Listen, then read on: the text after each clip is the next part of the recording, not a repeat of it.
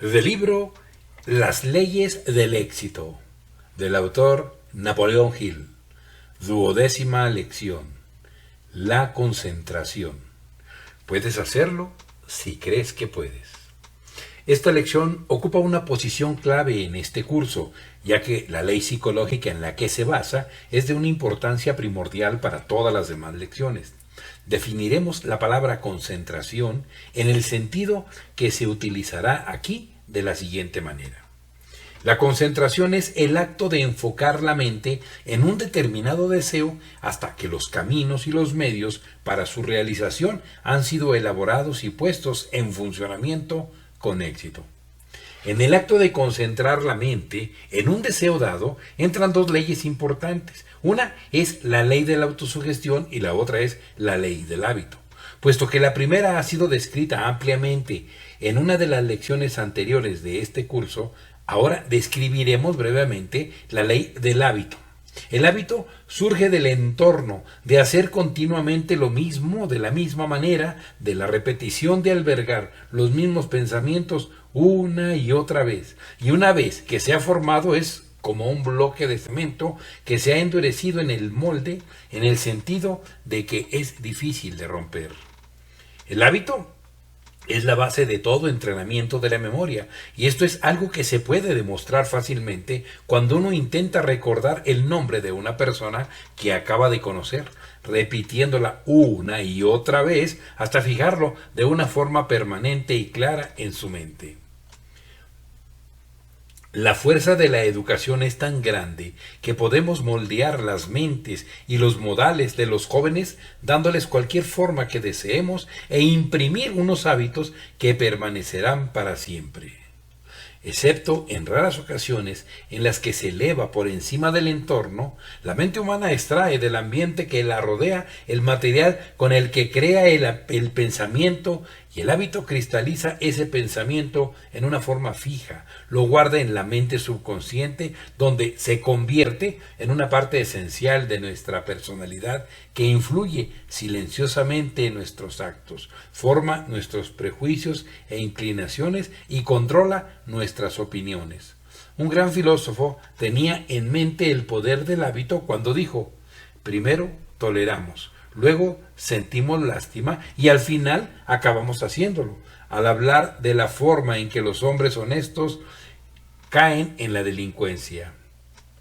El hábito podría compararse a los surcos en el disco de un fonógrafo, mientras que la mente podría compararse a la punta de la aguja que encaja en ellos. Cuando un hábito se ha formado correctamente, mediante la repetición de un pensamiento o un acto, la mente se adhiere a él y lo sigue tan de cerca como la aguja del fonógrafo sigue al curso del disco, independientemente de cuál sea su naturaleza. Así pues, empezamos a ver la importancia de elegir nuestro entorno con sumo cuidado, pues de él extraemos el alimento que llega a nuestra mente. El entorno nos provee, en gran medida, del alimento y los materiales con los que creamos el pensamiento, y el hábito los cristaliza en la permanencia. Ciertamente comprenderás que el entorno es la suma total de las fuentes a través de las cuales eres influido con la ayuda de los 5 sentidos: la vista, el oído, el olfato, el gusto y el tacto. El hábito es una fuerza que por lo general es reconocida por la persona media pensante, pero que suele verse en su aspecto adverso con la exclusión de su fase favorable. Se ha dicho que todos los hombres son criaturas de hábito y que el hábito es un cable y nosotros entretejemos un hilo de él cada día, haciéndolo tan fuerte que somos incapaces de romperlo. Si es verdad que el hábito se convierte en un cruel tirano que gobierna y obliga a las personas a hacer cosas en contra de su voluntad, su deseo y su inclinación, como ocurre en muchos casos, entonces, naturalmente, en la mente pensante surge la pregunta de si no podríamos aprovechar y controlar esta fuerza poderosa para que esté al servicio del hombre, como lo están otras fuerzas de la naturaleza. Si se puede conseguir este resultado, entonces el ser humano puede dominar el hábito y ponerlo a trabajar, en lugar de ser su esclavo y servirlo fielmente aunque se queje. Y los psicólogos modernos nos dicen con certeza que, indudablemente, el hábito puede ser dominado, aprovechado y puesto a trabajar, en lugar de permitir que domine nuestros actos y nuestro carácter. Y miles de personas han aplicado estos nuevos conocimientos y han llevado la fuerza del hábito por otros canales, obligándola a hacer funcionar su maquinaria de acción en lugar de permitir que se desperdicie o que elimine las estructuras que la gente ha levantado con cuidado y esfuerzo o que destruya fértiles campos mentales. Un hábito es un camino mental por el que nuestros actos han viajado durante algún tiempo, haciéndolo un poco más profundo y más ancho con cada paso. Si tienes que caminar por un campo o a través de un bosque, sabes que lo más natural para ti es elegir el sendero más despejado antes que uno menos marcado y sobre todo antes que caminar a campo traviesa o a través del bosque, creando un nuevo camino. Y la línea de acción mental es precisamente la misma, es movimiento por las vías de menor resistencia, pasando por un sendero que está muy marcado. Los hábitos se crean por la repetición y se forman de acuerdo con una ley natural observable en todas las cosas animadas y, según algunos, también en las inanimadas. Como ejemplo de lo último, señalan que una hoja de papel, una vez plegada de cierto modo, se plegará por las mismas líneas la próxima vez. Y todos los que utilizan máquinas de coser y otras máquinas delicadas saben que, según como se dome a una máquina o a un instrumento, así tenderá a funcionar en adelante. Esta misma ley es observable también en el caso de los instrumentos musicales. La ropa o los guantes forman arrugas según la persona que los usa, y una vez formadas, esas arrugas siempre aparecerán por mucho que se los planche. Los ríos y los arroyos se abren paso por la tierra y a partir de entonces fluyen por el cauce habitual. Esta ley está en funcionamiento en todas partes. Estos ejemplos te ayudarán a formarte la idea de la naturaleza del hábito y a crear nuevos senderos, nuevos pliegues mentales. Y recuerda esto siempre, la mejor manera, y se podría decir que la única, de eliminar viejos hábitos es formando nuevos hábitos para contrarrestar y reemplazar los no deseados. Forma nuevos caminos mentales por los que transitar y en breve los viejos serán cada vez menos marcados y con el tiempo prácticamente se habrán rellenado por la falta de uso. Cada vez que transitas por el sendero de un hábito mental deseable, haces que sea más profundo y más ancho y entonces es mucho más fácil pasar por ahí. Esta construcción mental de senderos es sumamente importante y te insto encarecidamente a que empieces a trabajar creando los senderos mentales deseables por los que te gustaría transitar. Practica, práctica y práctica. Sé un buen creador de senderos. Las siguientes son las reglas de procedimiento con las que puedes formarte los hábitos que deseas. 1. En el inicio de la formación de un nuevo hábito, añade fuerza y entusiasmo a tu expresión. Siente lo que piensas. Recuerda que estás dando los primeros pasos para crear un nuevo sendero mental y que al principio es mucho más difícil de lo que lo será después. Inicialmente, crea un sendero tan despejado y profundo como te sea posible para que puedas verlo rápidamente la próxima vez que lo quieras seguir. 2. Mantén la atención firmemente concentrada en la construcción de un nuevo sendero y mantén la mente lejos de los viejos caminos para que no te vayas a inclinar hacia ellos. Olvídate de los antiguos y preocúpate únicamente por los nuevos que estás construyendo. 3. Viaja por tus senderos recién construidos con la mayor frecuencia posible. Crea oportunidades para hacerlo sin esperar a que surjan por suerte o por casualidad. Cuando más frecuentemente pases por los nuevos senderos, antes se marcarán y podrá transitar por ellos fácilmente. Crea planes para pasar por esos nuevos senderos de hábitos desde el principio. 4. Resiste a la tentación de transitar por los viejos senderos que has utilizado en el pasado y que son más fáciles. Cada vez que te resistes a una tentación, te vuelves más fuerte y cada vez te resultará más fácil hacerlo. Pero cada vez que cedes a la tentación, más fácil será que vuelvas a caer y más difícil te resultará resistirte la siguiente vez. Al principio será una lucha continua y ese es un momento crítico. Demuestra tu determinación, tu perseverancia y tu fuerza de voluntad desde el principio. 5. Asegúrate de haber proyectado el sendero correcto como tu claro objetivo principal. Y luego avanza sin miedo y no te permitas dudar. Pon tu mano sobre el arado y no mires atrás. Elige tu meta. Luego construye unos senderos mentales buenos, profundos y anchos que te lleven directamente a ella. Como ya has observado, existe una estrecha relación entre el hábito y la autosugestión. A través del hábito, un acto realizado repetidamente de la misma manera tiende a hacerse permanente y tarde o temprano acabamos realizándolo de una forma automática o inconsciente. Al tocar el piano, por ejemplo, el artista puede interpretar una pieza conocida mientras su mente consciente está en algún otro lugar. La autosugestión es la herramienta con la que cavamos un sendero mental. La concentración es la mano que sostiene la herramienta. El hábito es el mapa o el anteproyecto que sigue el sendero mental. Una idea o un deseo, para convertirse en una acción o en una realidad física, debe mantenerse en la mente fiel y persistentemente, hasta que el hábito empiece a darle una forma permanente.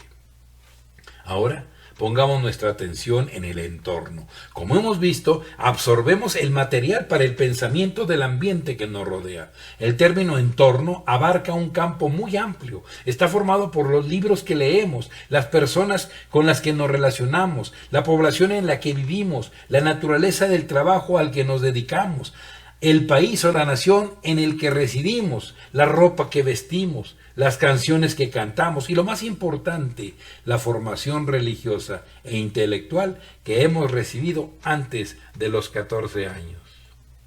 El propósito de analizar el tema del entorno es mostrar su relación directa con la personalidad que estamos desarrollando y la importancia de vigilarlo de tal manera que su influencia nos proporcione un material con el que podamos alcanzar nuestro claro objetivo principal en la vida. La mente se alimenta de lo que le damos o de lo que nos es impuesto a través del entorno. Por lo tanto, vamos a elegir nuestro entorno en la medida de lo posible con el objeto de darle a la mente el material adecuado para que realice su trabajo de alcanzar nuestro claro objetivo principal. Si tu entorno no es de tu agrado, cámbialo.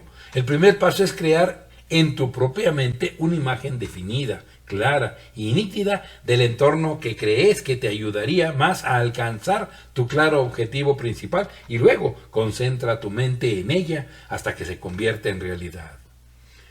En la segunda lección de este curso aprendiste que el primer paso que tienes que dar para la realización de cualquier deseo es crear en tu mente una imagen clara y bien definida de aquello que pretendes realizar. Este es el primer principio que debes observar en tus planes para alcanzar el éxito. Y si no lo observas o olvidas hacerlo, no puedes tener éxito, a no ser por casualidad. Las personas con las que te relacionas a diario constituyen una de las partes más importantes e influyentes de tu entorno y pueden ayudar a tu progreso o a tu retroceso, según sea su naturaleza.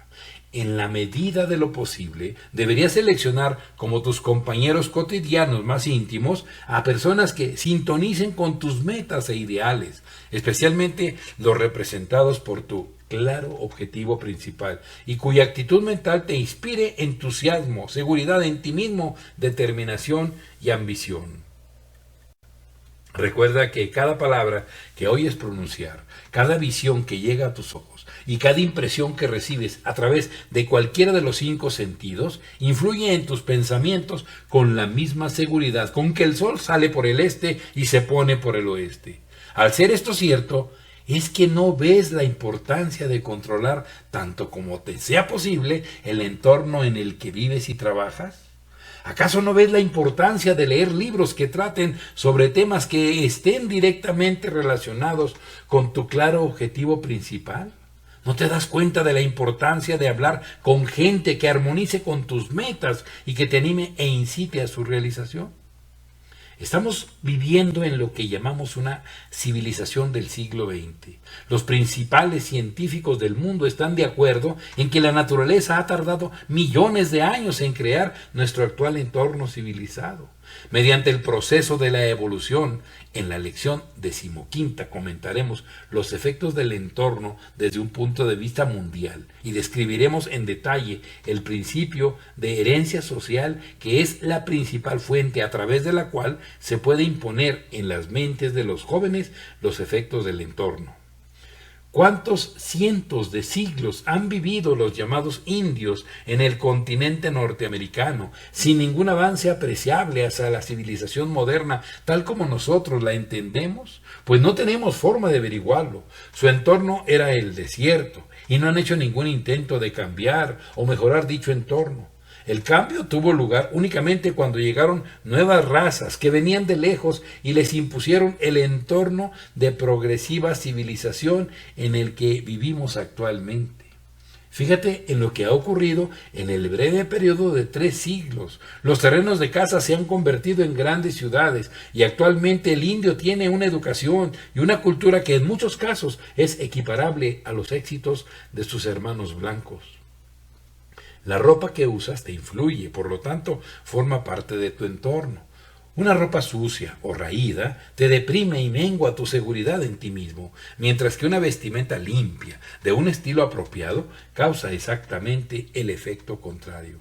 Se sabe que una persona observadora puede analizar a un hombre con solo ver su taller, su escritorio u otro lugar de trabajo. Un escritorio bien organizado indica un cerebro bien organizado. Muéstrame el depósito de mercancías de un comerciante y te diré si tiene un cerebro organizado o desorganizado, pues hay una estrecha relación entre la actitud mental y el entorno físico de la persona. Los efectos del entorno influyen tanto en quienes trabajan en fábricas, tiendas y oficinas que los empresarios se están empezando a dar cuenta de la importancia de crear un ambiente que inspire y anime a los trabajadores. El propietario de una lavandería, un hombre inusualmente progresista, ha superado absolutamente a sus competidores poniendo una pianista en su sala de trabajo. Una mujer joven, bien vestida, que toca el piano durante el horario laboral.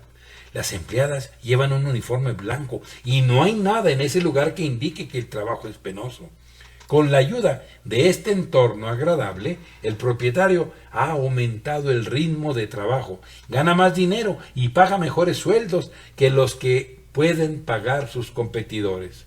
Esto nos trae a un lugar apropiado para describir el método con el que tú puedes aplicar los principios que están directa o indirectamente relacionados con el tema de la concentración. Vamos a llamarlo la llave mágica del éxito.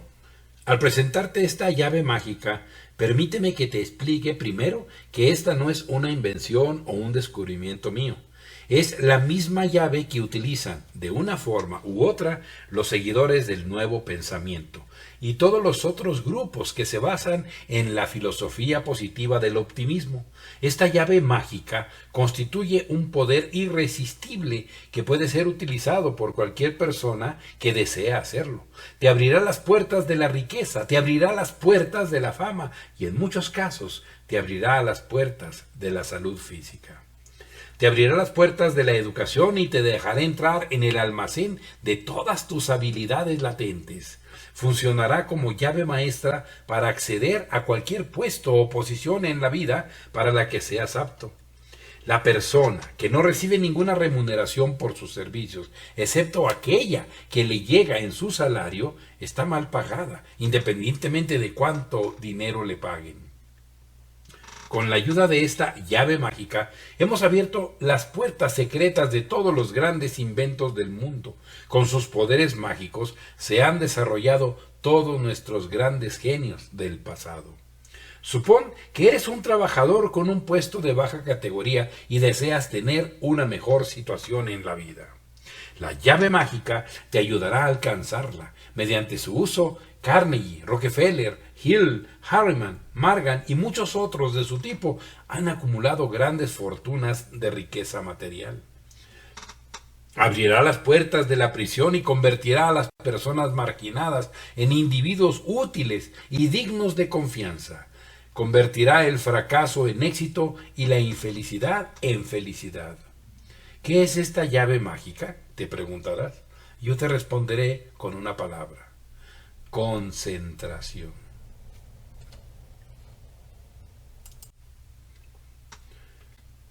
Ahora, permíteme que defina la palabra concentración en el sentido en que se utiliza aquí. En primer lugar, me gustaría que quedara claro que no tengo ninguna relación con el ocultismo, aunque debo admitir que todos los científicos del mundo no han conseguido explicar el extraño fenómeno que se produce con la ayuda de la concentración. Concentración, tal como se utiliza en este texto, significa la capacidad de mantener la mente en un tema, mediante un hábito fijo y la práctica, hasta que uno se ha familiarizado plenamente con él y lo ha dominado. Significa la capacidad de controlar tu atención y enfocarla en un problema dado hasta resolverlo. Significa la capacidad de expulsar los efectos de unos hábitos que deseas desechar y la capacidad de crear nuevos hábitos que sean más de tu agrado. Significa el absoluto dominio de uno mismo. Dicho de otro modo, la concentración es la capacidad de pensar como uno quiere pensar, la capacidad de controlar tus pensamientos y dirigirlos hacia un fin claro, y la capacidad de organizar tus conocimientos incorporándolos a un plan de acción que sea sólido y factible. Es fácil ver que al concentrar tu mente en un claro objetivo principal en tu vida, debes abarcar muchos temas estrechamente relacionados con el que se entremezclan y complementan el tema principal en el que te estás concentrando. La ambición y el deseo son los principales factores que intervienen en el acto de concentración eficaz. Sin estos factores, la llave mágica no sirve de nada, y la razón principal por la que tan pocas personas hacen uso de ella es que la mayoría carece de ambición y no desea nada en particular. Desea cualquier cosa que tú quieras, y si tu deseo está dentro de lo razonable y es lo bastante fuerte, la llave mágica de la concentración te ayudará a conseguirla. A algunos científicos eruditos les gustaría que creyéramos que el maravilloso poder de la oración funciona por el principio de la concentración en la realización de un deseo profundamente arraigado. El ser humano no ha creado nada que no haya sido creado primero en su imaginación, a través del deseo, y luego convertido en realidad mediante la concentración. Ahora pongamos a prueba la llave mágica con la ayuda de una fórmula definida. En primer lugar, debes acabar con el escepticismo y la duda. Ningún escéptico ha disfrutado jamás de los beneficios de esta llave mágica. Debes creer en la prueba que vas a realizar. Daremos por sentado que has pensado en convertirte en un escritor de éxito, o en un gran orador, o en una buena empresaria, o en un buen economista. Tomaremos la oratoria como el tema de esta prueba, pero recuerda que debes seguir las instrucciones al pie de la letra. Toma una simple hoja de papel de un tamaño corriente y escribe en ella lo siguiente: voy a convertirme en un gran orador porque ello me permitirá brindarle al mundo un servicio útil que es necesario, y porque recibiré una remuneración económica que me proporcionará las cosas materiales necesarias en la vida. Concentraré mi mente en este deseo durante 10 minutos diariamente, justo antes de irme a dormir por las noches y justo después de levantarme por las mañanas, con el propósito de determinar exactamente cómo debo proceder para transformarlo en una realidad. Sé que puedo convertirme en un orador convincente y magnético, por lo tanto, no permitiré que nada interfiera con su realización. Firmado, fulano de tal. Firma esta declaración y luego haz aquello que has prometido hacer. Continúa hasta que los resultados deseados se hayan manifestado. Ahora bien, cuando se trata de concentrarse, esta es la manera de hacerlo. Imagina el futuro dentro de 1, 3, 5, incluso 10 años y visualízate como el orador o la oradora más poderoso de tu época. Visualiza en tu imaginación unos ingresos adecuados. Visualízate en la casa que has comprado con tus ganancias en pago por tus esfuerzos como orador o conferenciante. Visualízate en posesión de una gran cuenta bancaria como reserva para la vejez. Visualízate como una persona de influencia gracias a tus grandes habilidades como orador. Visualízate dedicándote a una vocación en tu vida en la que no temerás perder tu posición. Pinta este cuadro con claridad, utilizando los poderes de tu imaginación, y al poco tiempo se convertirá en una hermosa imagen de un deseo profundamente arraigado. Utiliza ese deseo como el principal objeto de tu concentración y observa qué ocurre. Ahora ya tienes el secreto de la llave mágica. No subestimes el poder de esta llave por el hecho de que no ha llegado a ti envuelta en misticismo o porque está descrita en un lenguaje que cualquiera puede entender. En un análisis final, todas las grandes verdades son sencillas y fáciles de comprender. Cuando no es así, es porque no son grandes verdades. Utiliza esta llave mágica con inteligencia y únicamente para fines que valgan la pena, y te traerá una felicidad y un éxito duraderos.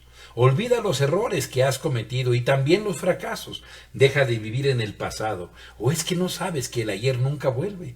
Si tus esfuerzos anteriores no han dado resultado, vuelve a empezar y haz que los próximos 5 o 10 años cuenten una historia de éxito que satisfaga tus ambiciones más elevadas. Hazte un nombre y presta un gran servicio al mundo mediante la ambición, el deseo y el esfuerzo concentrado. Puedes hacerlo si crees que puedes. Así acaba la llave mágica. La presencia de cualquier idea o pensamiento en tu conciencia tiende a producir un sentimiento asociado y a impulsarte a realizar una acción apropiada o correspondiente. Mantén un deseo profundamente arraigado en tu conciencia mediante la concentración, y si lo haces con una fe absoluta en su realización, atraerá hacia ti, para ayudarte, unos poderes que el mundo científico no ha logrado comprender ni explicar con una hipótesis razonable. Cuando te familiarices con los poderes de la concentración, entonces comprenderás la razón de elegir un claro objetivo principal como el primer paso para alcanzar un éxito duradero. Concentra tu mente en la realización del objeto de un deseo profundamente arraigado y muy pronto te convertirás en un imán que atraerá, con la ayuda de fuerzas que ningún hombre puede explicar, los equivalentes materiales necesarios de dicho deseo. Esta afirmación prepara el terreno para la descripción de un principio que constituye la parte más importante de esta lección y quizá de todo el curso, a saber, cuando 2 o más personas se alían en un espíritu de perfecta armonía con el propósito de alcanzar un fin definido, si dicha alianza es fielmente observada por todos los que la componen, otorgará a cada uno de sus miembros un poder que es sobrehumano y aparentemente irresistible. Detrás de la afirmación anterior hay una ley cuya naturaleza la ciencia todavía no ha determinado, y esa es la ley que tengo presente en mis repetidas declaraciones sobre el poder del esfuerzo organizado que verás a lo largo de este curso. En química aprendemos que 2 o más elementos pueden combinarse dando como resultado algo que tiene una naturaleza enteramente distinta a la de cualquiera de esos elementos individuales. Por ejemplo, el agua corriente, conocida en la química bajo la fórmula de H2O, es un compuesto que está formado por 2 átomos de hidrógeno y un átomo de oxígeno. Pero el agua no es ni hidrógeno ni oxígeno. Este matrimonio de elementos crea una sustancia completamente distinta de cualquiera de las partes que la componen. Esta misma ley que hace que tenga lugar esta transformación de los elementos químicos puede ser responsable de los poderes aparentemente sobrehumanos que resultan de alianza de dos o más personas en un estado perfecto de armonía y entendimiento para alcanzar un determinado fin. Este mundo y toda la materia de la que están hechos los demás planetas está compuesto de electrones, siendo el electrón la unidad de materia más pequeña analizable y pareciéndose en su naturaleza a eso que llamamos electricidad o una forma de energía. Por otro lado, el pensamiento, o lo que llamamos mente, es también otra forma de energía. De hecho, es la forma de energía más elevada que se conoce. En otras palabras, el pensamiento es energía organizada. Y no es improbable que el pensamiento sea exactamente el mismo tipo de energía que la que generamos con una dinamo eléctrica o, aunque de una forma muchísimo más organizada. Ahora bien, si en un análisis final toda la materia está formada por grupos de electrones que no son más que una forma de energía a la que llamamos electricidad, y si la mente no es más que una forma de electricidad altamente organizada, entonces, ¿no ves que es posible que las leyes que afectan a la materia gobiernen también a la mente? Y si, combinando dos o más elementos de la materia en las proporciones adecuadas y bajo las condiciones apropiadas, podemos producir algo enteramente distinto a esos elementos originales, como en el caso del H2O, ¿acaso no ves que es posible combinar la energía de dos o más mentes de tal manera que el resultado sea una especie de mente compuesta totalmente distinta a las mentes individuales que la componen?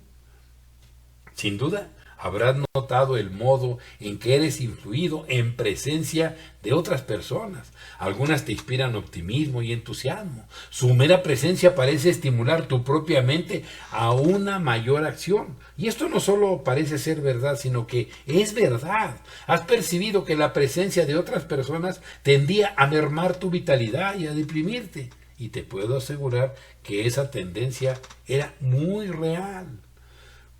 ¿Cuál imaginas que podría ser la causa de esos cambios que experimentamos cuando nos encontramos a una cierta distancia de otras personas, si no es el camino que se produce con la mezcla o combinación de sus mentes con la nuestra por el funcionamiento de una ley que no se comprende muy bien, pero que recuerda, en el caso que de hecho no sea la misma, a la ley por la cual la combinación de dos átomos de hidrógeno y uno de oxígeno produce agua? No tengo ninguna base científica para esta hipótesis, pero he pensado seriamente en ella durante muchos años y siempre he llegado a la conclusión de que, como mínimo, es una hipótesis razonable, aunque todavía no he encontrado la manera de convertirla en una hipótesis demostrable. Sin embargo, no necesitas ninguna prueba de que la presencia de algunas personas te resulta inspiradora, mientras que la presencia de otras te deprime, pues sabes que esto es un hecho. Ahora bien, es evidente que la persona que te inspira y estimula tu mente, llevándola a un estado de mayor actividad, te da más poder para lograr cosas, mientras que la persona cuya presencia te deprime y merma tu vitalidad o hace que la disipes en pensamientos inútiles y desorganizados, tiene exactamente el efecto contrario en ti. Puedes entender esto sin la ayuda de una hipótesis y sin más pruebas que aquellas que has experimentado una y otra vez. Pero volvamos ahora a la declaración original. Cuando dos o más personas se alían en un espíritu de perfecta armonía con el propósito de alcanzar un fin definido, si dicha alianza es fielmente observada por todos los que la componen, otorgará a cada uno de sus miembros un poder que es sobrehumano y aparentemente irresistible. Estudia detenidamente la parte en cursiva de la declaración anterior, pues allí encontrarás la fórmula mental que, si no es aplicada al pie de la letra, destruye el efecto del conjunto. Un átomo de hidrógeno combinado con un átomo de oxígeno no producirá agua, igual que una alianza solo de nombre, si no va acompañada de un espíritu de perfecta armonía entre las personas que forman la alianza, no producirá un poder que es sobrehumano y aparentemente irresistible. Me viene a la mente una familia de montañeses que vivió en la zona montañosa de Kentucky durante más de 6 generaciones. Generación tras generación, esta familia no experimentó ninguna mejora mental perceptible y cada generación siguió los pasos de sus antepasados. Se ganaban la vida viviendo de la tierra y por lo que ellos sabían o querían saber, el universo consistía en una pequeña zona de territorio llamada Letcher Country. Se casaban estrictamente con los de su propia clase y dentro de su propia población. Finalmente, uno de los miembros de esta familia se alejó de la manada, por así decirlo, y se casó con una mujer del estado vecino de Virginia, que tenía una buena educación y una gran cultura. Esta mujer era una de esas personas con ambición, que había aprendido que el universo se extendía más allá de la frontera de Letcher Country y abarcaba al menos la totalidad de los estados del sur.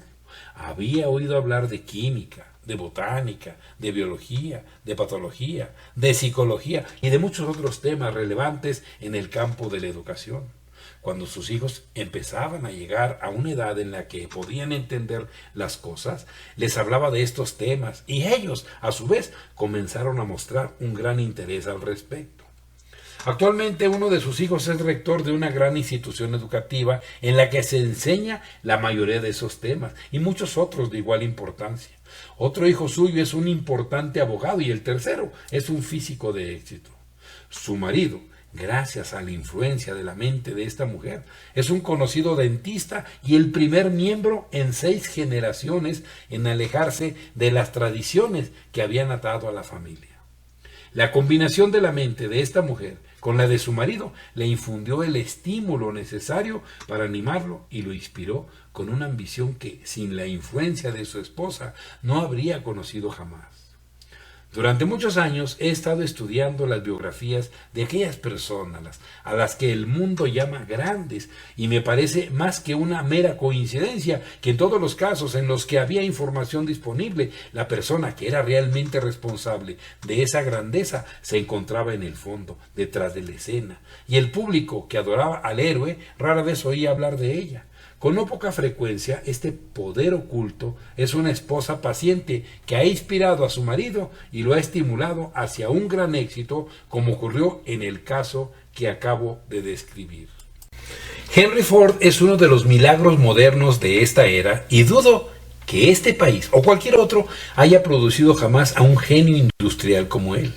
Si se conocieran los hechos, y acaso se conozcan, estos nos mostrarían que la causa de los fenomenales éxitos del señor Ford está en una mujer de la que el público ha oído hablar muy poco, su esposa.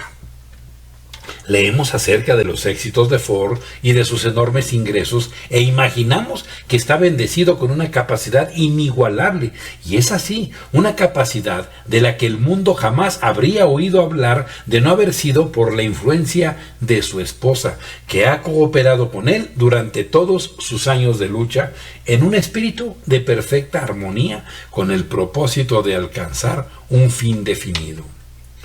Tengo en mente a otro genio que es muy conocido en todo el mundo civilizado, Thomas Alva Edison. Sus inventos son tan famosos que no necesitan ser nombrados.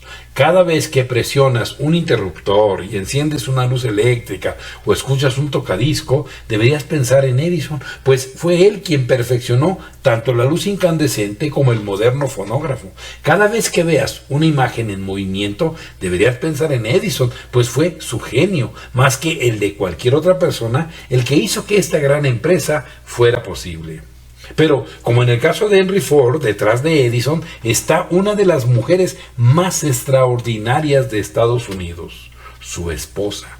Nadie fuera de la familia Edison, y quizá unos pocos amigos íntimos suyos, sabe hasta qué punto la influencia de esta mujer ha hecho posibles sus éxitos.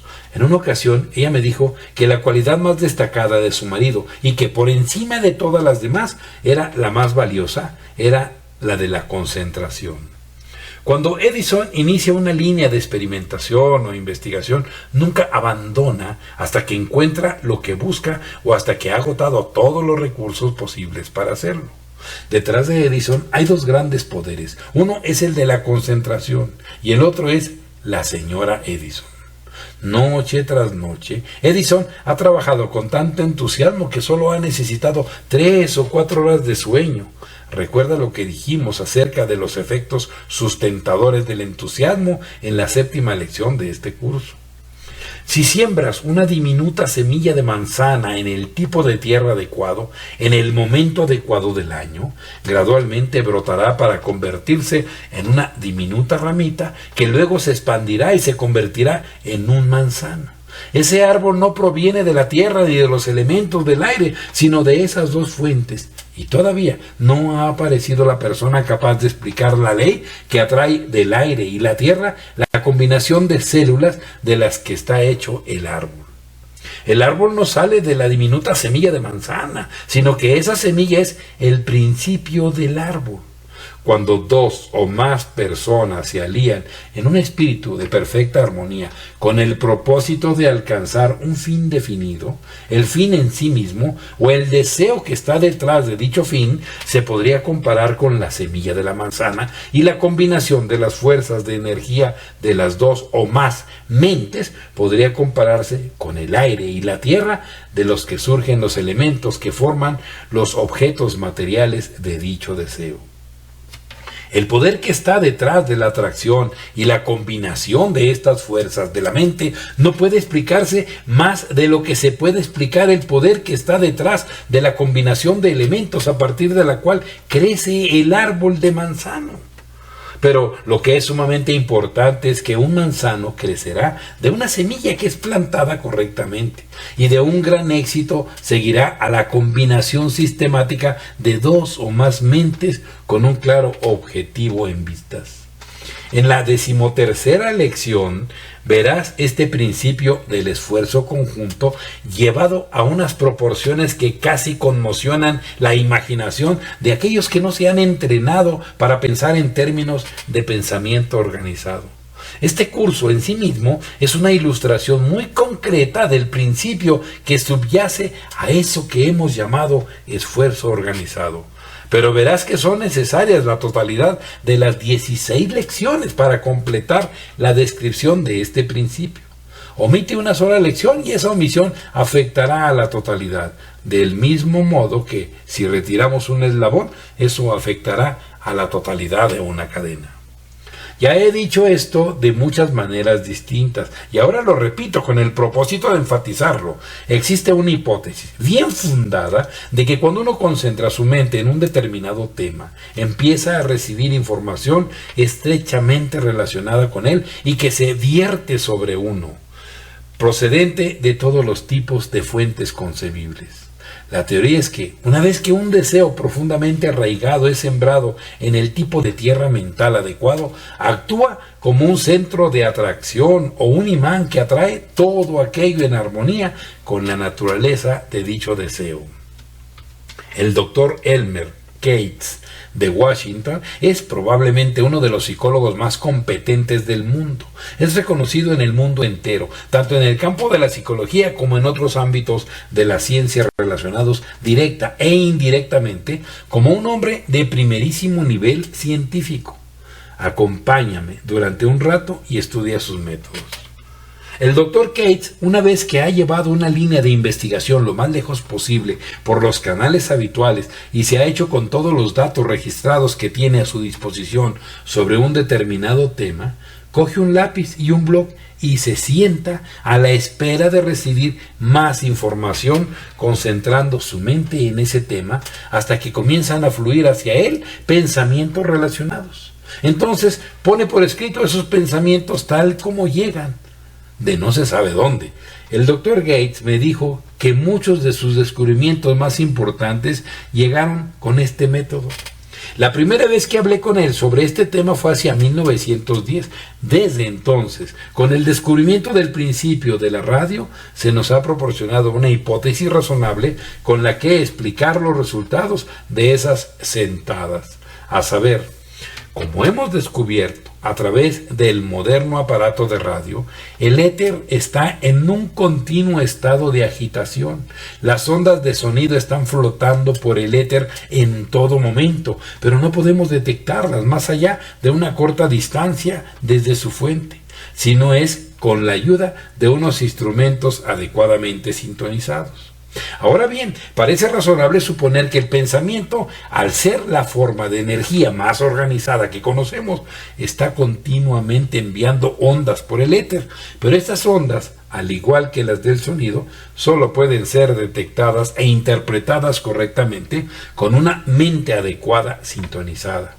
No cabe duda de que cuando el Dr. Gates se sentaba en una habitación y entraba en un estado mental pasivo y sereno, los pensamientos dominantes de su mente le servían como una fuerza magnética que atraía ondas de pensamiento de otras personas relacionadas o similares cuando éstas pasaban por el éter que lo rodeaba.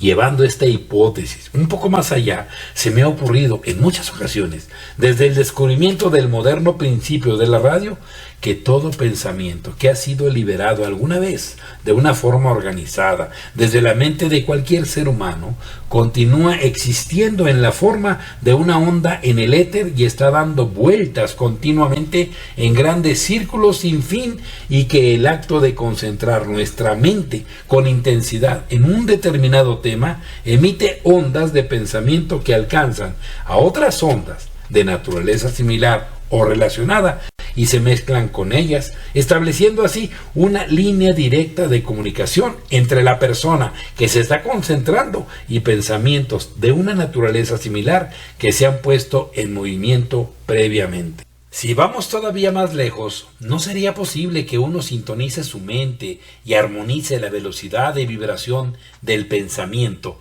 con la velocidad de vibración del éter, de manera que pueda acceder a todos los conocimientos que se han acumulado a través del pensamiento organizado en el pasado? Teniendo presentes estas hipótesis, regresa a la segunda lección de este curso y estudia la descripción que hace Carnegie de la mente maestra con la que acumuló su gran fortuna. Cuando Carnegie formó una alianza de más de una veintena de mentes cuidadosamente seleccionadas, creó con este modo de combinar el poder mental una de las fuerzas industriales más poderosas que ha visto el mundo. Con unas cuantas excepciones notables y sumamente desastrosas, los hombres que formaban la mente maestra que Carnegie creó pensaban y actuaban como si fueran uno. Y esa mente maestra, compuesta de varias mentes individuales, se concentró en un único propósito, cuya naturaleza es clara para todo aquel que conoció al señor Carnegie, particularmente aquellos que competían con él en el negocio siderúrgico. Si has seguido la historia de Henry Ford, aunque fuera ligeramente, sin duda habrás observado que el esfuerzo concentrado ha sido una de las características más destacadas de su carrera. A principios del siglo XX adoptó una política de estandarización con respecto al tipo de automóvil que fabricaría, y mantuvo esta política consistentemente hasta que el cambio que se produjo en las exigencias del público en 1927 lo obligó a modificarla. Hace unos años conocí al antiguo ingeniero jefe de la planta Ford y me habló de un incidente que ocurrió durante las etapas iniciales de la experiencia automotriz del señor Ford y que demuestra claramente que el esfuerzo concentrado es uno de los fundamentos destacados de su filosofía económica. En aquella ocasión, los ingenieros de la fábrica se habían reunido en la oficina de ingeniería con el propósito de discutir un cambio propuesto en el diseño de la construcción del eje posterior del automóvil Ford. El señor Ford estuvo presente y escuchó la discusión hasta que cada hombre hubo expresado su parecer. A continuación, se acercó a la mesa, dio unos golpes con el dedo al diseño del eje propuesto y dijo: «Ahora escuchen. El eje que estamos utilizando cumple la función que debe cumplir y lo hace bien, y no vamos a hacer ningún cambio más en ese eje». Se dio media vuelta y se marchó, y hasta el día de hoy el eje posterior del automóvil Ford sigue siendo esencialmente el mismo. No es improbable que el éxito del señor Ford en la fabricación y la comercialización de automóviles se haya debido en gran medida a su política de concentrar sus esfuerzos consistentemente en un plan, pero teniendo un claro propósito en mente en ese momento. Hace unos años leí el libro de Edward Book, The Man from Maine, un hombre de Maine, una biografía de su suegro, Cyrus H. K. Curtis, propietario del Saturday Evening Post, de Ladies Home Journal y de muchas otras publicaciones. A lo largo de todo el libro, observé que la característica más destacada de la filosofía del señor Curtis era la de la concentración de esfuerzos en un claro propósito. Durante los primeros años como propietario de la revista Saturday Evening Post, cuando estaba poniendo cientos de miles de dólares en una empresa con pérdidas, fue necesario un esfuerzo concentrado, respaldado por una valentía que pocos hombres conocen, para poder seguir adelante. Deberías leer este libro. Es una espléndida lección sobre el tema de la concentración y sustenta hasta el más mínimo detalle todos los fundamentos en los que se basa esta lección. Saturday Evening Post es actualmente una de las publicaciones más lucrativas del mundo, pero su nombre habría sido olvidado hace mucho tiempo si el señor Curtis no hubiese concentrado su atención y su fortuna en el claro propósito de convertirla en una gran revista. Hemos visto el importante papel que desempeñan el entorno y el hábito en relación con el tema de la concentración. Ahora comentaremos brevemente un tercer tema que está tan relacionado con la concentración como los otros dos, esto es, la memoria. Los principios con los que se puede entrenar una memoria precisa y firme son pocos y comparativamente sencillos. 1. Retención. Recibir una impresión a través de uno de los 5 sentidos, o de más de uno, y registrarla en la mente de una forma ordenada. Este proceso podría compararse con el de registrar una imagen en una placa sensible de una cámara fotográfica. 2. Recuerdo. Revivir o recordar en la mente consciente esas impresiones de los sentidos que han quedado grabadas en la mente subconsciente. Este proceso se podría comparar al acto de repasar un fichero y extraer una ficha en la que la información ha sido registrada previamente. 3. Reconocimiento. La capacidad de reconocer una impresión de los sentidos cuando entra en la mente consciente y de identificarla como un duplicado de la impresión original y asociarla con la fuente original de la que provino cuando fue registrada por primera vez. Este proceso nos permite distinguir entre memoria e imaginación. Estos son los 3 principios que intervienen en el acto de recordar. Ahora, hagamos aplicación de ellos y determinemos cómo utilizarlos eficazmente, lo cual puede hacerse de la siguiente manera. 1. Cuando quieras asegurar tu capacidad de recordar una impresión de los sentidos, como un nombre, una fecha o un lugar, asegúrate de que la impresión sea vívida, concentrando tu atención en ella hasta el mínimo detalle. Una forma efectiva de hacer esto es repetir varias veces lo que deseas recordar, del mismo modo que un fotógrafo debe darle a la exposición el tiempo adecuado para que quede registrada en la placa sensible de la cámara. También nosotros debemos darle tiempo a la mente subconsciente para que registre correcta y claramente cualquier impresión de los sentidos que deseamos ser capaces de recordar con rapidez. Asocia aquello que desea recordar con algún otro objeto, nombre, lugar o fecha con el que estés familiarizado y que puedas recordar fácilmente a voluntad, como por ejemplo el nombre de tu ciudad natal, tu amigo íntimo, la fecha de tu nacimiento. Pues así tu mente archivará la impresión que desea poder recordar junto con una que sí puedes recordar fácilmente, de manera que cuando una entre en la mente consciente traiga consigo a la otra. 3. Repite unas cuantas veces aquello que deseas recordar al tiempo que concentras tu mente en ello, de la misma manera en que fijarías tu mente en la hora en que quisieras despertarte a la mañana siguiente, lo cual, como sabes, te asegura que despertarás a esa hora precisa.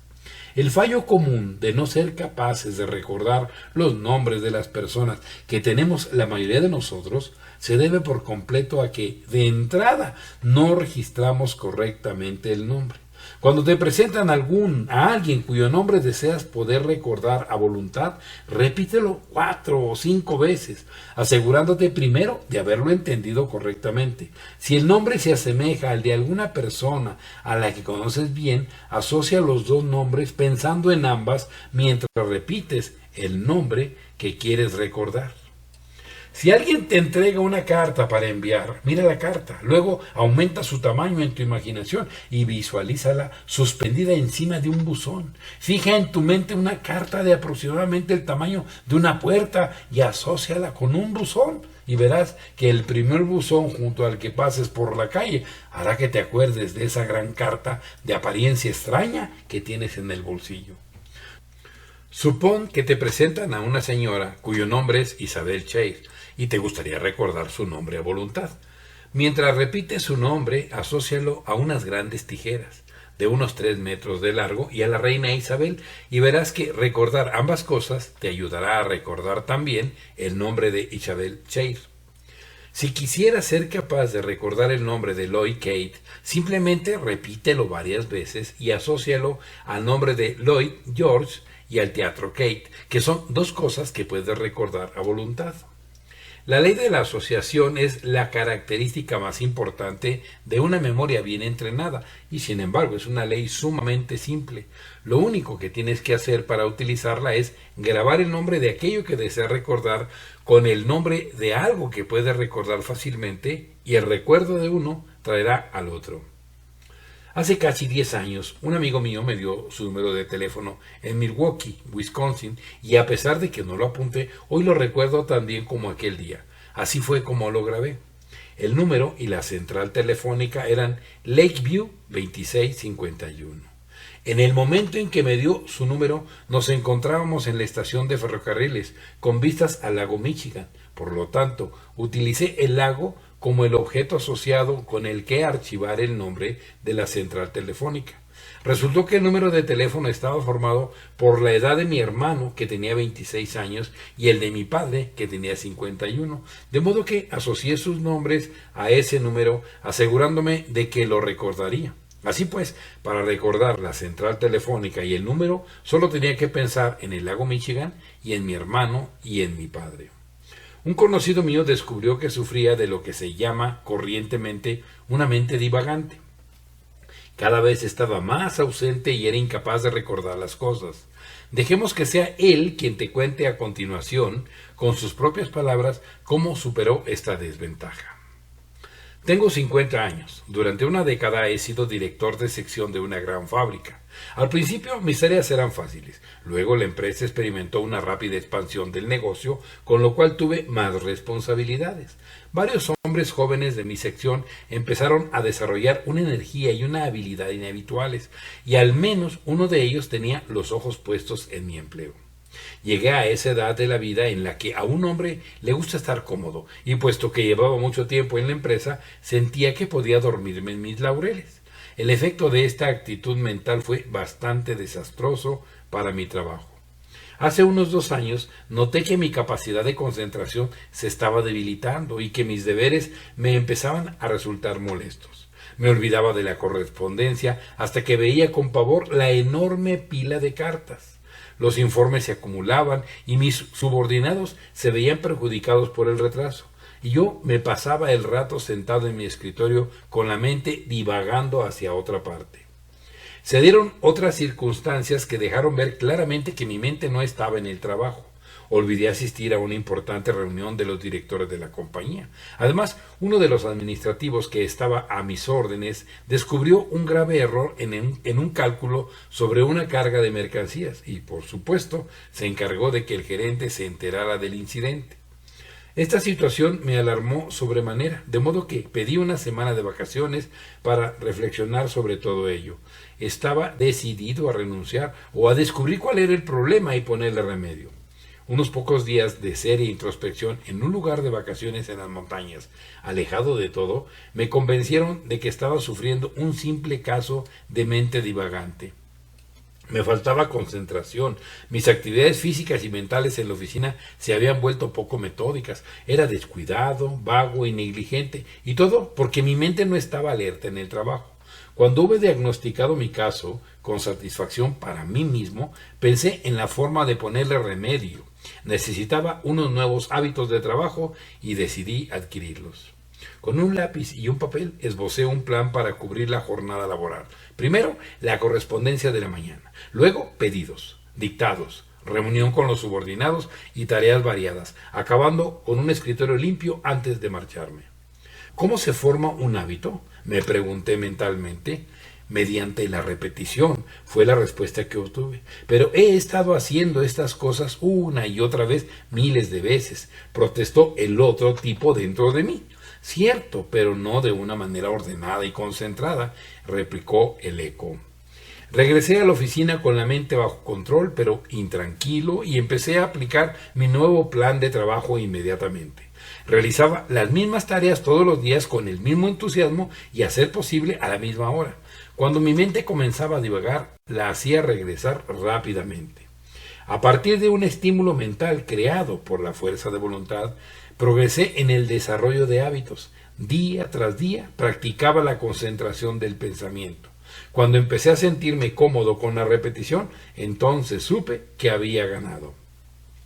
Tu capacidad de entrenar a tu memoria o de desarrollar cualquier hábito deseado es solo una cuestión de ser capaz de fijar tu atención en un determinado tema hasta que la idea general haya quedado bien grabada en la placa sensible de tu mente. La concentración no es más que una cuestión de control de la atención. Observarás que si lees una línea impresa con la que no estás familiarizado y que nunca habías visto antes, y luego cierras los ojos, puedes ver esa línea tan claramente como si la estuvieras viendo en la página impresa. En realidad estás viéndola no en el papel impreso, sino en la placa sensible de tu propia mente. Si pruebas este experimento y la próxima vez no funciona, es porque no has concentrado tu atención lo suficiente en la línea. Repítelo unas cuantas veces y al final tendrás éxito. Si deseas memorizar un poema, por ejemplo, puedes hacerlo con mucha rapidez si te entrenas para fijar tu atención en las líneas, tanto como para poder cerrar los ojos y verlas en tu mente con la misma claridad con que las ves sobre la página impresa. Tan importante es este tema de control de la atención que me siento obligado a remarcarlo de manera que no pases por él a la ligera. He reservado la referencia a este importante tema para el final como un clímax para esta lección porque considero que es, con diferencia, la parte más importante. Los asombrosos resultados experimentados por quienes practican la adivinación con una bola de cristal se deben enteramente a su capacidad de fijar la atención en un determinado tema durante un periodo continuo mucho mayor al normal. La adivinación con una bola de cristal no es más que atención controlada. Ya he hecho alusión a lo que ahora declararé que creo, a saber, con la ayuda de la atención concentrada es posible que uno sintonice su mente con la vibración del éter de manera tal que todos los secretos que hay en el mundo de los fenómenos mentales inexplorados y desconocidos sean como libros abiertos que se pueden leer a voluntad. Este es un pensamiento sobre el que meditar.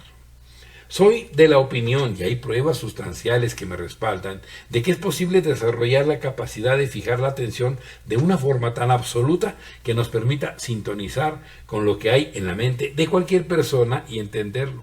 Pero eso no es todo, ni es la parte más importante de la hipótesis a la que he llegado después de muchos años de cuidadosa investigación. Pues se puede ir un paso más allá con la misma facilidad y sintonizar con la mente universal en la cual se almacenan todos los conocimientos de los cuales se puede apropiar cualquier persona que domine el arte de buscarlos.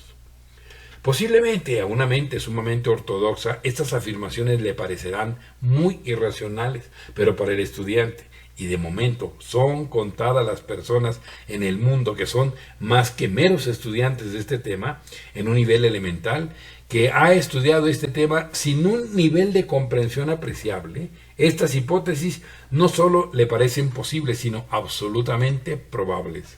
Pero, Pon a prueba esta hipótesis tú mismo. No hay mejor tema que puedas usar para probar un experimento que el que has elegido como tu claro objetivo principal en la vida.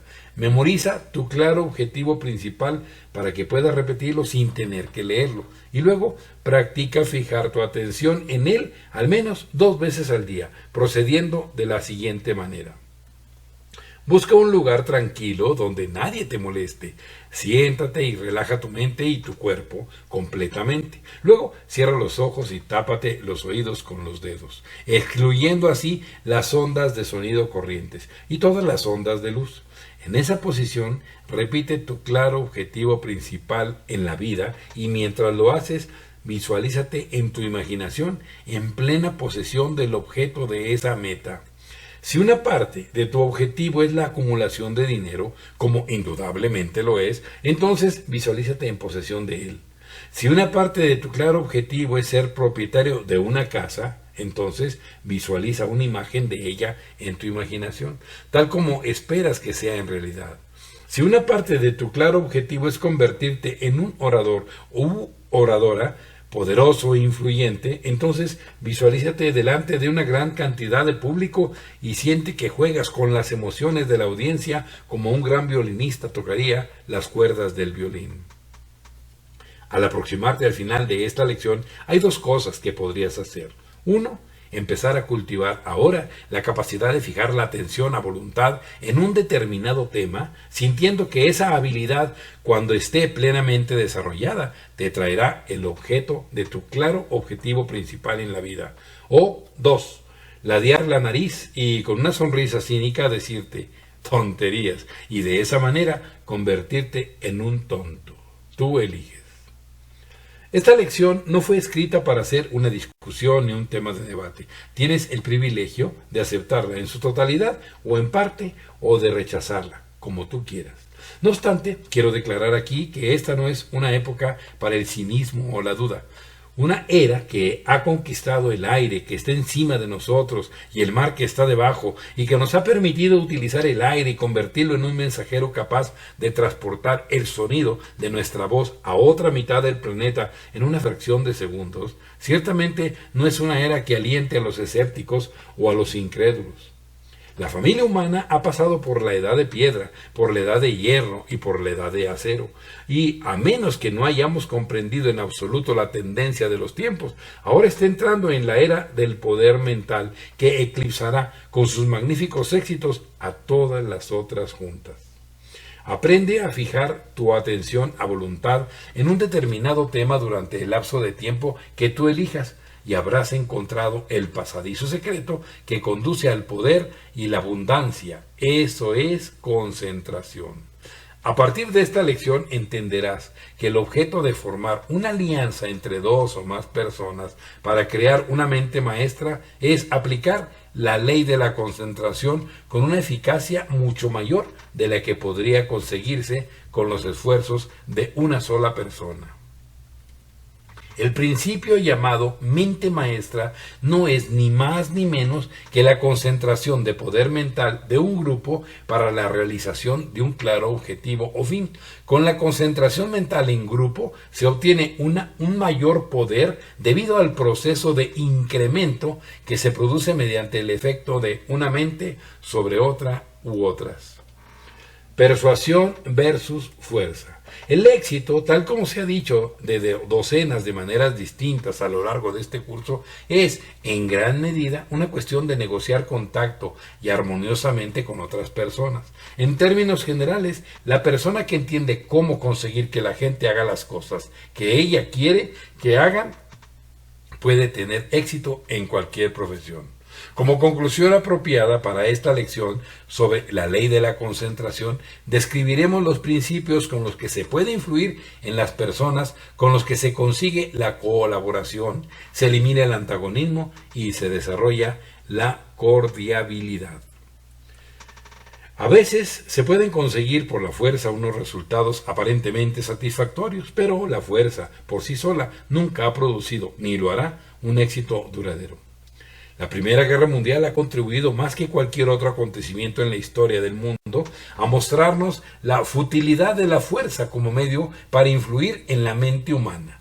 Sin entrar en detalles ni contar casos que podrían citarse, todos sabemos que la fuerza es la base sobre la que se ha construido la filosofía alemana en los últimos 40 años.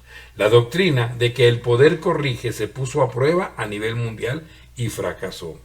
El cuerpo humano puede ser encarcelado o controlado mediante la fuerza física, pero no ocurre lo mismo con la mente humana. Ningún hombre o mujer sobre la tierra puede controlar la mente de una persona sana y normal. Si dicha persona decide ejercer su derecho divino a controlar su propia mente, la mayoría de la gente no lo ejerce. A causa de nuestro defectuoso sistema educativo, las personas van por el mundo sin haber descubierto la fuerza que está dormida en sus propias mentes. De vez en cuando ocurre algo, casi siempre por accidente, que despierta a la persona y hace que descubra dónde está su verdadera fuerza y cómo utilizarla en el desarrollo de la industria o de alguna profesión. Resultado, nace un genio. Llega un determinado punto en el que la mente humana deja de elevarse o de explorar, a menos que algo fuera de la rutina diaria la empuje y la haga saltar por encima de ese obstáculo. En algunas mentes este punto es muy bajo y en otras es muy alto. En otras varía entre uno y otro.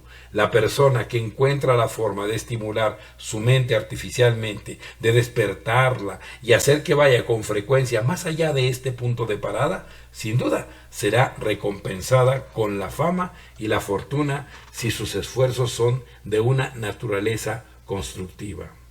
El educador que descubre la manera de estimular cualquier mente y hacer que se eleve por encima de este punto de parada sin ninguna reacción negativa, será una bendición para la raza humana que no se podrá comparar con ninguna otra en la historia del mundo. No nos estamos refiriendo, por supuesto, a estimulantes físicos o narcóticos. Estos siempre estimularán la mente durante un tiempo, pero a la larga la acabarán deteriorando. Nos estamos refiriendo únicamente a un estimulante puramente mental, como el que llega con el interés intenso, el deseo, el entusiasmo, el amor, que son factores a partir de los cuales se puede desarrollar una mente maestra. La persona que haga este descubrimiento contribuirá enormemente a la resolución del problema de la delincuencia. Puedes hacer prácticamente cualquier cosa con un individuo cuando aprendes a influir en su mente. La mente podría compararse a un gran campo, en un campo sumamente fértil que siempre produce una cosecha de acuerdo con el tipo de semilla que se ha sembrado en él. El problema entonces está en aprender a seleccionar el tipo de semilla correcto y a sembrarla para que eche raíces y crezca con rapidez. Estamos sembrando semillas en nuestras mentes a diario, a cada hora, no, a cada segundo, pero lo estamos haciendo despreocupadamente y de una forma más o menos inconsciente. Tenemos que aprender a hacerlo de acuerdo con un plan preparado cuidadosamente, siguiendo un diseño bien trazado. Las semillas plantadas al azar en la mente humana producen una cosecha fortuita. No se puede escapar a este resultado. La historia está llena de casos notables de hombres que han pasado de ciudadanos decentes, pacíficos y constructivos a ser unos criminales errantes y depravados. También tenemos miles de casos en los que criminales bajos y depravados se han transformado en ciudadanos constructivos y decentes. En cada uno de estos casos, la transformación del ser humano tuvo lugar en su mente. Él creó en su propia mente, por una razón u otra, una imagen de lo que deseaba y luego procedió a convertirla en realidad. De hecho, si una imagen de cualquier entorno, condición o cosa puede ser imaginada en la mente humana, y si la mente puede enfocarse o concentrarse en esa imagen durante el tiempo necesario y con la perseverancia necesaria y con el respaldo de un intenso deseo de la cosa imaginada, el trecho que va de la imagen a la realización de ella en la forma física o mental. La Primera Guerra Mundial sacó a relucir muchas tendencias sorprendentes de la mente humana, que corroboraron el trabajo que el psicólogo ha llevado a cabo en su investigación del funcionamiento de la mente. El siguiente relato de un joven montañero, rudo, inculto, sin educación e indisciplinado, es un excelente ejemplo que hace el caso. Luchó por su religión, ahora es un gran héroe de guerra.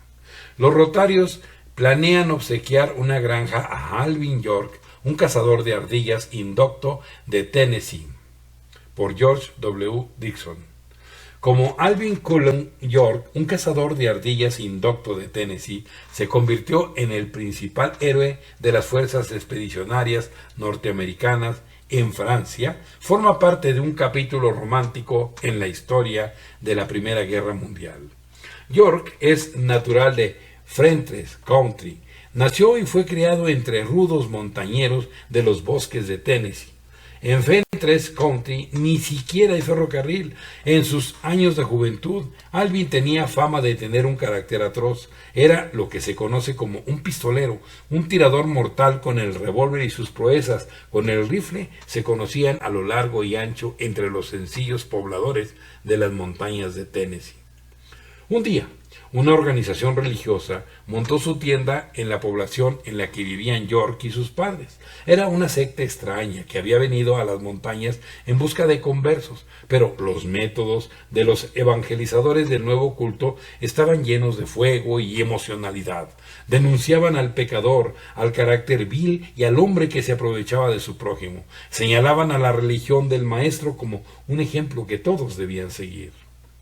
La conversión de Alvin. Alvin Cullum York sorprendió a sus vecinos una noche al lanzarse al banco de los dolientes. Los ancianos se agitaron en sus asientos y las mujeres estiraron sus cuellos mientras York luchaba contra sus pecados en las sombras de las montañas de Tennessee. York se convirtió en un ardiente apóstol de la nueva religión, un exhortador, un líder en la vida religiosa de la comunidad. Y aunque su puntería seguía siendo tan mortífera como siempre, nadie que transitara por el camino de la rectitud le temía. Cuando las noticias de la guerra llegaron a esa remota región de Tennessee y se informó a los montañeros que iban a ser reclutados, York se tomó malhumorado y desagradable. No creía en matar a seres humanos, ni siquiera en la guerra. Su Biblia le había enseñado no matarás, y en su mente esto era literal y definitiva. Fue calificado como objeto de conciencia. Los oficiales de reclutamiento previeron problemas. Sabían que York había tomado una decisión y que tendrían que llegar a él de alguna manera que no fuera mediante amenazas de castigo. Guerra en la causa santa.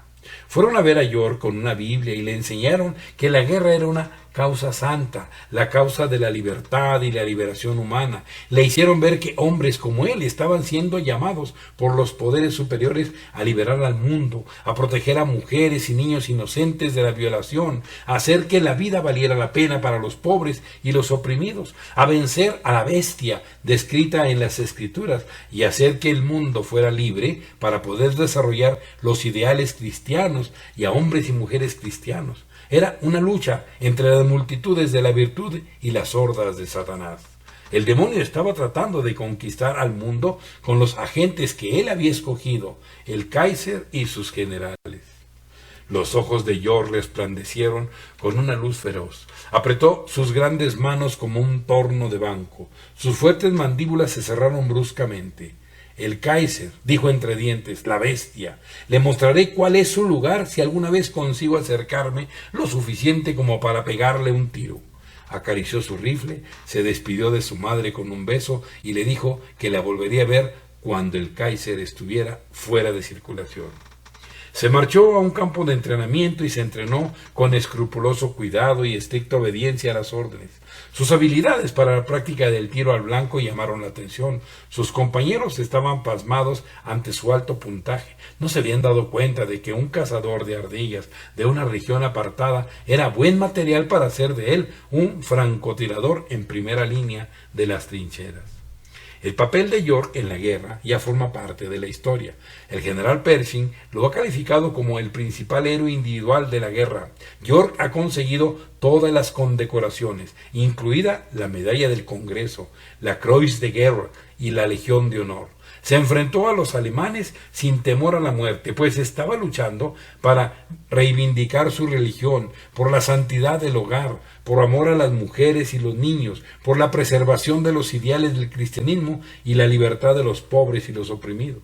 El miedo no estaba en su código ni en su vocabulario. Su fría audacia electrizó a más de 1 millón de hombres, que hizo que el mundo entero hablara de este extraño héroe indocto de las montañas de Tennessee. Aquí tenemos un caso de un joven montañero al que, en caso de habérsele acercado desde un ángulo ligeramente distinto, seguramente se habría resistido al reclutamiento y muy probablemente habría albergado un resentimiento tan grande hacia su país que habría acabado convirtiéndose en un forajido, buscando la oportunidad para volver a atacar a la primera ocasión. Quienes se dirigieron a él sabían algo acerca de los principios del funcionamiento de la mente humana. Sabían cómo manejar al joven York, venciendo primero la resistencia que éste había creado en su propia mente. Este es precisamente el punto en que miles de hombres, por una comprensión inadecuada de estos principios, son clasificados arbitrariamente como delincuentes y tratados como personas peligrosas y degeneradas. Mediante la sugestión, se podría manejar a esas personas con la misma eficacia con que se ha tratado a York, convirtiéndolas en seres humanos útiles y productivos. En tu búsqueda de maneras y medios para comprender y manipular tu propia mente con el fin de persuadirla de que cree aquello que tú deseas en la vida, debo recordarte que, sin ninguna excepción, cualquier cosa que te irrite y te provoque ira, odio, rechazo o cinismo es destructiva y sumamente perjudicial para ti.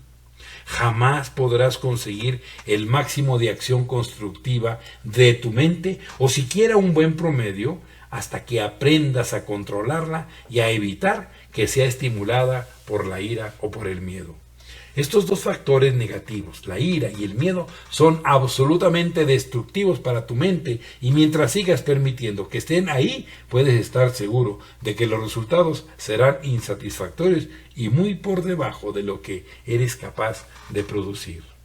En nuestro comentario sobre el entorno y el hábito, aprendimos que la mente individual se deja convencer por la sugestión del entorno, que las mentes de las personas de una multitud se combinan unas con otras, conformando la sugestión de la influencia preponderante del líder o la figura dominante. El señor J. A. Fisk nos ofrece un interesante relato de la influencia de las sugestiones mentales en las reuniones de avivamiento, el cual corrobora la afirmación de que la mente de una multitud se fusiona convirtiéndose en una como sigue. La sugestión mental en el avivamiento evangélico. La psicología moderna ha demostrado firmemente el hecho de que la mayor parte de los fenómenos de avivamiento religioso son de naturaleza psíquica más que espiritual, y que además son anormalmente psíquicos. Las principales autoridades reconocen que la excitación mental que acompaña al llamamiento emocional del avivado debe ser clasificada junto con el fenómeno de la sugestión hipnótica, más que con el de una auténtica experiencia religiosa. Y quienes han llevado a cabo un estudio exhaustivo del tema consideran que, en lugar de que esa excitación tienda a elevar la mente y exaltar el espíritu de la persona, lo que hace es debilitar y degradar la mente y prostituir el espíritu, arrastrándolo por el barro de un frenesí psíquico anormal y un exceso emocional. De hecho, algunos observadores competentes, conocedores de los respectivos fenómenos, clasifican las reuniones religiosas de avivamiento junto con el entrenamiento hipnótico público como un típico ejemplo de embriaguez psíquica y excesos histéricos.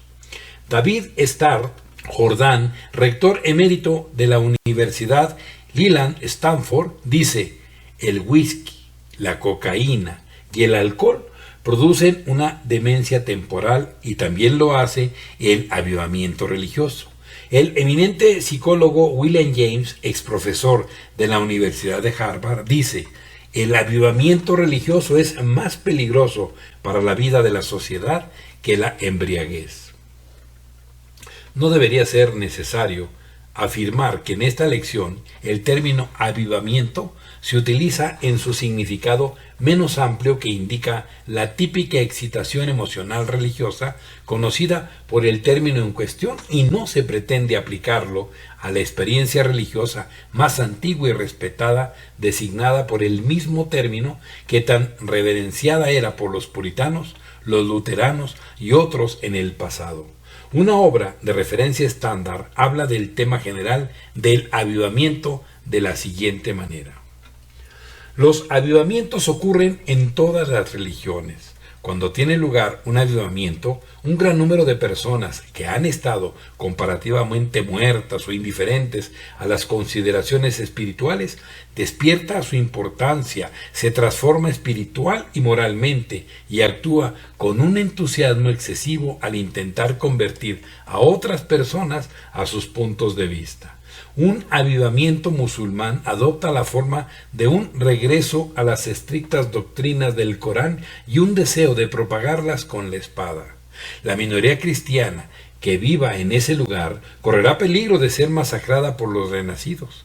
La efusión de Pentecostés del Espíritu Santo produjo un avivamiento dentro de la Iglesia en sus inicios, seguido de numerosas conversiones en el exterior.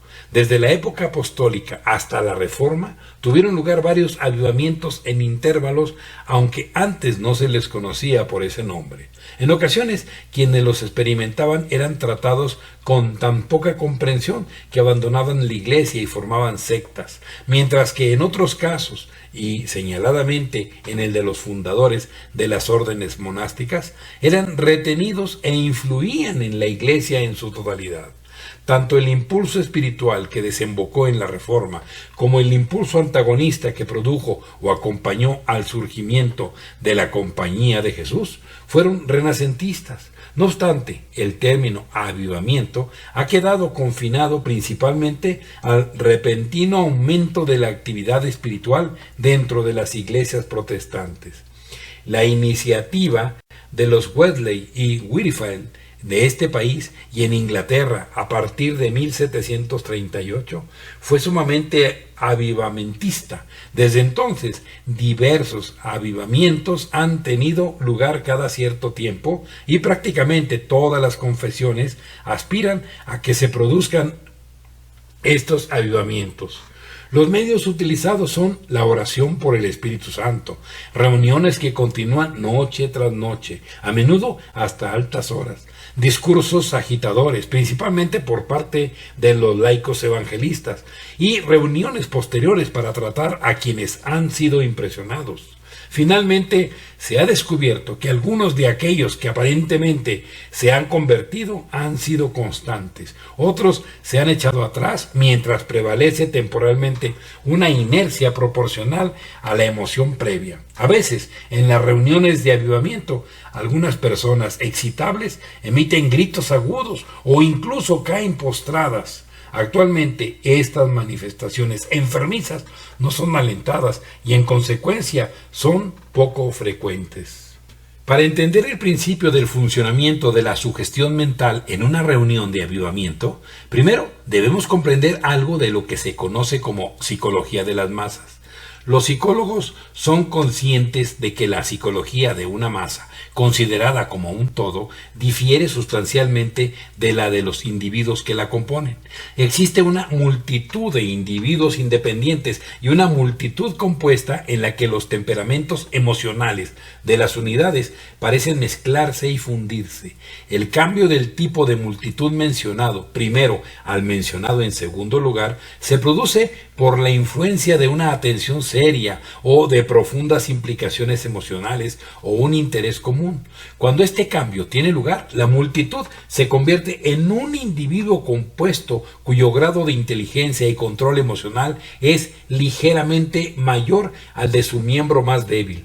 Este hecho, por muy sorprendente que pueda parecerle al lector medio, es conocido y admitido por los principales psicólogos de la actualidad y se han escrito muchos ensayos y libros importantes sobre el tema. Las características predominantes de esta mente compuesta de una masa son las evidencias de que es extremadamente sugestionable, responde a las llamadas de la emoción, tiene una imaginación vívida y su acción surge de la imitación. Todas estas son características que manifiesta universalmente el hombre primitivo. En pocas palabras, la multitud manifiesta atavismo o reversión de los primeros rasgos de la raza. Dial, en su libro Psicología de la mente colectiva de una audiencia, sostiene que la mente de una multitud que está reunida escuchando a un orador hábil experimenta un curioso proceso llamado fusión, por el cual los individuos del público pierden sus características personales momentáneamente, en menor o mayor grado, y son reducidas, por así decirlo, a un solo individuo cuyas características son las de un joven impulsivo de 20 años, generalmente impregnado de elevados ideales, pero carente de capacidad de razonamiento y de voluntad. El psicólogo francés Tardin expresa unos puntos de vista similares. El profesor Joseph Jastrow, en Fact and Fable, en Psychology, Realidad y Fabulación en Psicología, dice: en la producción de este estado mental hay un factor no mencionado aún que tiene un papel predominante: el poder del contagio mental. El error, al igual que la verdad, florece en las multitudes. En el corazón de la comprensión, ambos encuentran un hogar. Ninguna forma de contagio es tan insidiosa en sus inicios, tan difícil de detectar en su avance, tan segura de dejar gérmenes que en cualquier momento pueden revelar su poder pernicioso, como el contagio mental. El contagio del miedo, del pánico, del fanatismo, de la anarquía, de la superstición, del error. En pocas palabras, debemos añadir a los muchos factores que contribuyen al engaño, la reconocida disminución de la capacidad crítica, de la capacidad de observación correcta y ciertamente de racionalidad, a los que induce el mero hecho de formar parte de una multitud. Al conjurador le resulta fácil actuar frente a un público numeroso, entre otras razones, porque es más fácil despertar su admiración y su simpatía, hacer que los asistentes se olviden de sí mismos y entren en el espíritu acrítico de un mundo maravilloso. Parecería que en ciertos aspectos el tono crítico de la concurrencia, como la fuerza de una cadena, fuera el de su miembro más débil. El profesor Lee Bond dice en La masa, su libro La masa: los sentimientos y las ideas de todas las personas reunidas toman una única dirección y su personalidad consciente desaparece. Se forma una mente colectiva, indudablemente transitoria, que presenta unas características claramente marcadas. La concurrencia se convierte en lo que, en ausencia de una expresión mejor, yo llamaría una masa organizada, o si prefieren, una masa psicológica. Se forma un único ser y éste se somete a la ley de la unidad mental de las masas. La peculiaridad más sorprendente que presenta una multitud psicológica es la siguiente: cualesquiera que sean los individuos que la componen, sea cual sea su modo de vida, igual o distinto, su ocupación, su carácter o su inteligencia, el hecho de que se hayan transformado en una masa los hace poseedores de una especie de mente colectiva que los hace sentir, pensar y actuar de una forma muy distinta a como sentiría, pensaría y actuaría cada uno de ellos en un estado de aislamiento.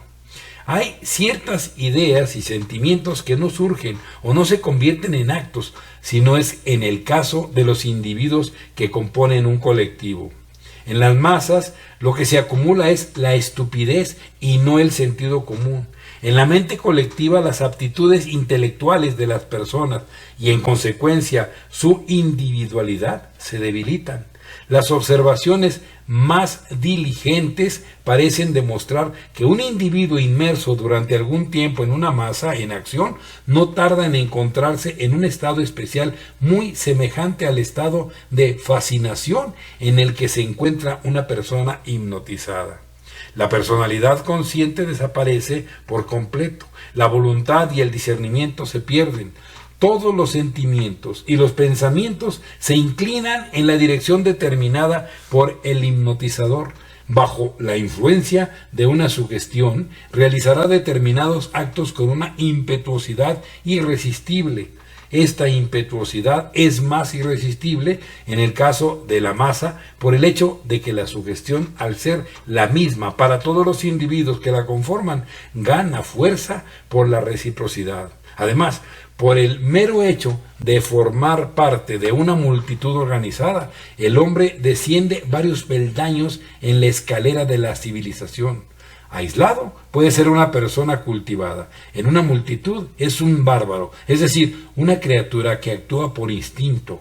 Posee la espontaneidad, la violencia, la ferocidad y también el entusiasmo y el heroísmo de los seres primitivos, a los que tiende a parecerse más por la facilidad con que se permite ser inducido a cometer actos contrarios a sus más obvios intereses y sus hábitos más conocidos. Un individuo en una masa es un grano de arena entre otros granos de arena que el viento agita a voluntad. El profesor Davenport, en su libro llamado Rasgos primitivos en los renacimientos religiosos, dice: la mente de una multitud es extrañamente semejante a la de un hombre primitivo. La mayoría de las personas que forman parte de ella pueden estar muy lejos de ser primitivas en emoción, pensamiento y carácter, pero sin embargo el resultado tiende a ser el mismo. La estimulación engendra inmediatamente la acción, la razón queda en suspenso. El orador sereno y racional tiene pocas posibilidades de igualar al hábil orador emocional. La multitud piensa en imágenes y el discurso debe adquirir esa forma para ser accesible a ella. Las imágenes no están conectadas por ningún vínculo natural y unas toman el lugar de otras como diapositivas de una linterna mágica. De esto sigue, por supuesto, que las apelaciones a la imaginación tienen una influencia primordial. La multitud está unida y gobernada por la emoción y no por la razón. La emoción es el vínculo natural, pues las personas difieren mucho menos en este aspecto que del intelecto. También es verdad que en una multitud de 1000 personas, la cantidad de emoción generada y existente es mucho mayor que la suma que podría obtener sumando las emociones de las personas tomadas individualmente. La explicación de esto es que la atención de la multitud siempre es dirigida por las circunstancias de la ocasión o por el orador hacia ciertas ideas comunes, como la salvación en las reuniones religiosas. Y cada individuo de la concurrencia es agitado por la emoción, no solo porque la idea o la doctrina lo agita, sino porque es consciente de que cada una de las personas presentes también cree en la misma idea o doctrina y es agitada por ella, y esto aumenta enormemente la magnitud de su propia emoción, y en consecuencia la magnitud total de emoción de la multitud. Como en el caso de la mente primitiva, la imaginación abre las compuertas de la emoción que, según la coyuntura, pueden convertirse en un entusiasmo salvaje o en un frenesí demoníaco. El estudiante de la sugestión verá que hay miembros emocionales del público del avivamiento que no son solo víctimas del efecto de la mente colectiva, que es producto de la psicología de la masa y por ende su capacidad de resistencia se ve debilitada, sino que también son influidos por otras dos formas de sugestión mental sumamente potentes. Además de la poderosa sugestión de autoridad utilizada por el avivador, que es ejercida con toda su fuerza de una manera muy similar a como la utiliza el hipnotizador profesional, está la sugestión de la imitación, que es empleada sobre cada individuo por la fuerza combinada del equilibrio de la masa. Como observaba Durkheim en sus investigaciones psicológicas, la persona media es intimidada por las masas que la rodean o que están ante ella y experimenta esa peculiar influencia psicológica ejercida por el mero número de personas frente a su ser individual. A la persona sugestionable no solo les resulta fácil responder a las sugestiones autoritarias del predicador o a las exhortaciones de sus ayudantes, sino que también es víctima del fuego directo de las sugestiones imitativas de las personas de todas partes que están experimentando actividades emocionales y las que están manifestando exteriormente. La voz del pastor no solo las insta a avanzar, sino que también se oye el tilín de la campana del carnero castrado y la tendencia a la imitación que hace que una oveja salte porque la que va delante de ella lo ha hecho, y así sucesivamente hasta que la última oveja ha saltado. Solo necesita la fuerza del ejemplo de un líder para poner en movimiento a la totalidad del rebaño. Esto no es una exageración. Los seres humanos, en momentos de pánico, miedo o de una emoción intensa de cualquier tipo, manifiestan la misma tendencia a la imitación que las ovejas y la tendencia de las reses y los caballos a la estampida. Para el estudiante con experiencia en el trabajo experimental del laboratorio psicológico, hay una analogía cercana en los fenómenos respectivos de la sugestión del avivamiento y la sugestión hipnótica. En ambos casos, la atención y el interés son atraídos por un procedimiento llamativo. El elemento de misterio y asombro es inducido por palabras y actos calculados para inspirarlos. La charla monótona en un tono impresionante y autoritario provoca el cansancio de los sentidos. Por último, las sugestiones son proyectadas de esta forma imperativa, sugestiva, que todos los estudiantes de sugestión hipnótica conocen. En ambos casos, se prepara a las personas para las sugestiones y órdenes finales mediante unas sugestiones previas menores como ponte de pie o mira aquí, en el caso del hipnotizador, y los que piensen tal y tal cosa que se pongan de pie, y quienes estén dispuestos a ser mejores, pónganse de pie, en el caso de los avivadores. De esta forma, se habitúa a los individuos impresionables a obedecer las sugestiones por etapas fáciles y finalmente las sugestiones imperativas. Venid aquí, aquí mismo, por aquí mismo, venid, os digo, venid, venid, venid, etc., que hacen que las personas impresionadas se pongan de pie y corran hacia la parte delantera. Son prácticamente las mismas en el experimento hipnótico o en la sesión de espiritismo, por un lado, y en el avivamiento espectacular, por el otro. Todo buen avivador sería un buen hipnotizador, y todo buen hipnotizador sería un buen avivador si su mente se enfocase en esa dirección.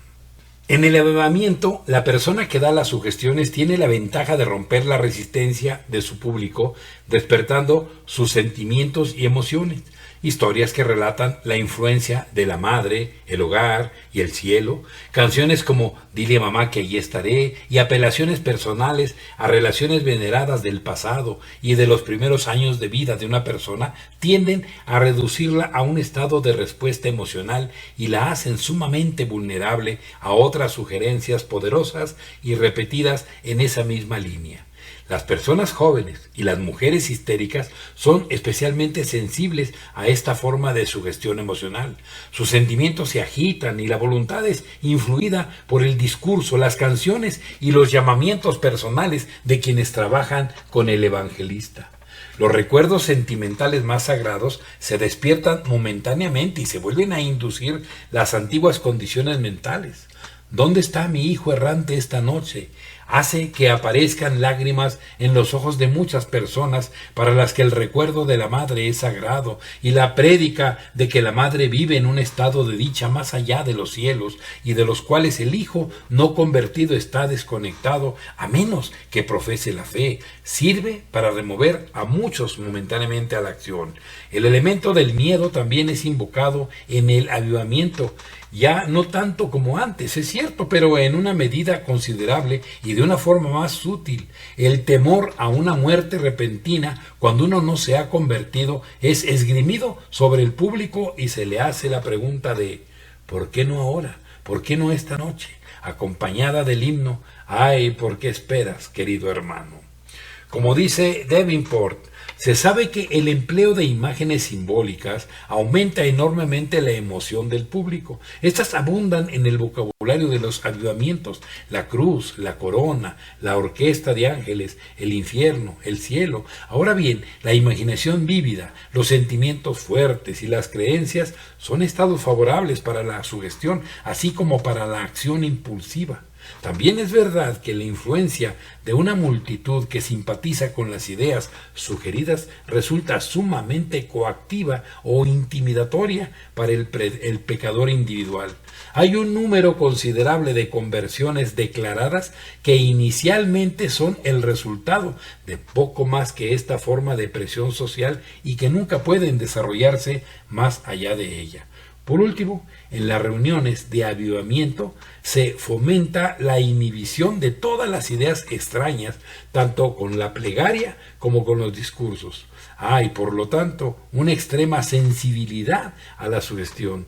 Si a estas condiciones de conciencia negativa por parte del público se añade un conductor de las reuniones con un elevado potencial hipnótico como Wesley o Finley, o solo tiene una personalidad sumamente persuasiva y magnética, como en el caso de Whitefield, se puede ejercer fácilmente sobre ciertos individuos de la multitud una influencia que raya en lo anormal o lo profundamente hipnótico. Cuando no se alcanza este punto, sigue habiendo un gran poder de sugestión sumamente agudo, aunque normal, que se debe tener en cuenta. Las personas que muestran señales de estar siendo influidas son entonces trabajadas por el avivador o por sus colaboradores. Se las insta a someter su voluntad y a dejarlo todo en manos del Señor.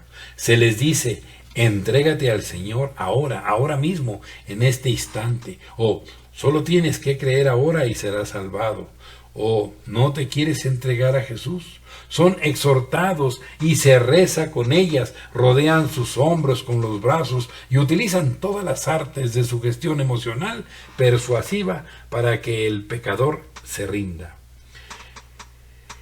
En el libro Psicología de la Religión, Starbuck narra una serie de casos de experiencias de personas que se han convertido en las reuniones de avivamiento. Una persona escribió lo siguiente: mi voluntad parecía estar enteramente a merced de los demás, particularmente del evangelista. No había absolutamente ningún elemento intelectual, era puro sentimiento. A continuación hubo un periodo de éxtasis. Estaba decidido a hacer el bien y era elocuente en mi llamamiento a otras personas. El estado de exaltación moral no continuó. Fue seguido de una absoluta recaída de la religión ortodoxa. Davenport ha dicho lo siguiente en respuesta a la declaración de que los antiguos métodos para influir en los conversos en un avivamiento han muerto con la cruda teología del pasado. Pongo un énfasis especial en este asunto, porque aunque el empleo del miedo irracional en los avivamientos ha desaparecido en gran medida, no ocurre lo mismo con el recurso del método hipnótico. Antes bien, ha habido un recrudecimiento y un reforzamiento consciente de él, porque el antiguo soporte del terror ha desaparecido, y no puedo subrayar con el vigor suficiente que ese tipo de fuerza no es la fuerza espiritual en ningún sentido claro y elevado, sino que es bastante extraña, psíquica y oscura, y el método en sí mismo debe ser refinado enormemente para poder tener algún beneficio espiritual, ya que es profundamente primitivo y pertenece a una forma de fascinación animal e instintiva. En su aspecto directo y crudo, el felino lo utiliza con el ave indefensa y el hechicero indio con el creyente en su danza fantasma. Cuando se utiliza con niños pequeños, como ocurre a menudo, los cuales son naturalmente muy sugestionables, no tiene ninguna justificación y es mental y moralmente nocivo en el grado más alto. No veo cómo pueden ser útiles las angustias emocionales violentas y el uso de la sugestión en sus formas más crudas, incluso en el caso de los pecadores endurecidos, y ciertamente con grandes grupos de la población, este medio no es más que un abuso de autoridad psicológico. Nos protegemos con inteligente cautela del curanderismo en la obstetricia psicológica, y estaría bien que una formación y una prohibición más severas rodearan al obstetra espiritual, cuya función es guiar el proceso del nuevo nacimiento, que es mucho más delicado. Algunas personas partidarias de los métodos del avivamiento, pero que también reconocen que la sugestión mental tiene un papel sumamente importante en el fenómeno, sostienen que las objeciones similares a las expuestas aquí contra los métodos del avivamiento no son válidas, puesto que la sugestión mental, como es sabido, pueden usarse para buenos propósitos, así como para malos propósitos, para el beneficio y la edificación de las personas, y también en la dirección opuesta. Admitiendo esto, estas buenas personas argumentan que la sugestión mental en el avivamiento es un método legítimo o un arma de ataque contra la fortaleza del diablo. Pero este argumento resulta defectuoso cuando analizamos sus efectos y sus consecuencias. En primer lugar, parece identificar los estados mentales emocional, neurótico e histérico inducidos por los métodos del avivamiento con la edificación espiritual y la regeneración moral que acompañan a la verdadera experiencia religiosa. Pretende poner a la falsificación al mismo nivel que lo genuino, el siniestro brillo de los rayos de la luna psíquica con los rayos vigorizantes y vivificantes del sol espiritual. Pretende elevar la fase hipnótica a la de la inclinación espiritual del hombre. Para quienes están familiarizados con los dos tipos de fenómeno, hay una diferencia tan amplia entre ellos como la que existe entre los dos polos. Como la paja que muestra cómo está soplando el viento del mejor pensamiento religioso moderno, presentamos el siguiente texto del volumen titulado Religión y Milagro, de la pluma del reverendo Dr. George A. Gordon, pastor emérito de la iglesia New Hall Sud Church de Boston. Para este fin, el avivamiento profesional, con sus organizaciones, su personal de reporteros que hacen que la cifra se encaje con las esperanzas de los hombres buenos, el sistema de publicidad y la exclusión o supresión de cualquier comentario crítico, sensato, los llamamientos a la emoción y el uso de unos medios que no tienen ninguna relación visible con la gracia y que no tienen ninguna posibilidad de llevar a la gloria, es absolutamente inadecuado. El mundo espera la visión, la pasión, la simplicidad y la absoluta verdad del profeta hebreo. Espera la amplitud imperial y la energía moral del apóstol cristiano con las naciones. Espera al maestro que, como Cristo, pueda llevar su doctrina en una mente y en un carácter más grande. Aunque indudablemente ha habido muchos casos de personas que originalmente se sintieron atraídas por la excitación emocional del avivamiento y luego llevaron unas vidas religiosas valiosas, acordes con la naturaleza espiritual superior, también en demasiados casos el avivamiento ha tenido únicamente un efecto temporal positivo en las personas que se han rendido a la emoción, y cuando la tensión ha pasado, el resultado ha sido la indiferencia e incluso la aversión hacia el auténtico sentimiento religioso. La reacción suele ser equivalente a la acción original. Las consecuencias de la reincidencia después de un avivamiento animoso son conocidas en todas las iglesias. En otras personas simplemente se despierta una susceptibilidad a la excitación emocional, la cual hace que el individuo experimente repetidas etapas de conversión en cada celebración de avivamiento y la subsiguiente reincidencia cuando la influencia de la reunión ha acabado. Además, es un hecho conocido por los psicólogos que las personas que se han dejado llevar por la excitación emocional y los excesos del típico avivamiento, luego se vuelven mucho más sugestionables y abiertas que antes a los ismos, las modas pasajeras y las falsas religiones. Por lo general, las personas que buscan en masa el apoyo de los diversos aventureros e impostores pseudo-religiosos de su época suelen ser al mismo tiempo de personas que fueron anteriormente las más ardientes y excitables conversos de las reuniones de avivamiento. Los Mesías, Elías y profetas del amanecer que han aparecido en gran número de Estados Unidos y en Inglaterra entre finales del 19 y principios del 20 han sido reclutados casi exclusivamente entre aquellos que anteriormente experimentaron el fervor del avivamiento en las iglesias ortodoxas. Es la vieja historia de la formación del sujeto que será hipnotizado. Esta forma de embriaguez emocional es especialmente nociva entre los jóvenes y las mujeres. Debemos recordar que el periodo de la adolescencia es uno en el que la naturaleza mental del individuo experimenta grandes cambios. Es un periodo marcado por un peculiar desarrollo del modo de ser emocional, sexual y religioso. Las condiciones existentes durante este periodo hacen que la corrupción psíquica del avivamiento, la sesión de espiritismo o la exhibición hipnótica sea particularmente dañina. Durante esta etapa de la vida, la excesiva excitación emocional, unida al misterio, el miedo y el temor reverencial, suelen tener como resultado la aparición de condiciones enfermizas y anormales posteriormente. Como bien dice Davenport, no es una época para la conmoción del miedo o la agonía del remordimiento. Probablemente el único resultado de ese ardor emocional mal encaminado será, en muchos casos, un reforzamiento de esas tendencias al pesimismo y a la histeria, a la oscuridad y la duda, especialmente en las mujeres. Existen otros factores conectados con la estrecha relación existente entre la excitación religiosa anormal y la excesiva estimulación de la naturaleza sexual, que bien conocen todos los estudiantes del tema, pero de las que no podemos hablar aquí. No obstante, como indicio, el siguiente extracto de Davenport cumplirá su propósito.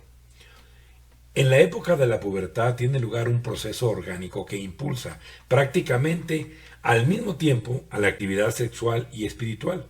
Sin embargo, no hay ninguna prueba de la casualidad de la segunda por la primera, pero sí parece ser cierto que las dos están estrechamente relacionadas en el punto del proceso físico en el que se separan en diferentes direcciones, ya que en ese periodo crítico cualquier excitación radical de una de ellas influye en la otra.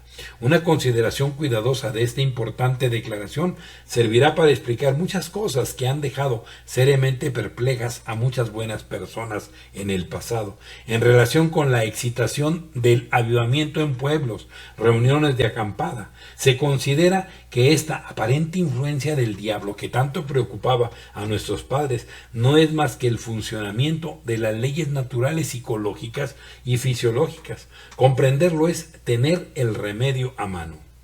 Pero, ¿qué dicen las autoridades del avivamiento del futuro? El nuevo avivamiento, el verdadero avivamiento.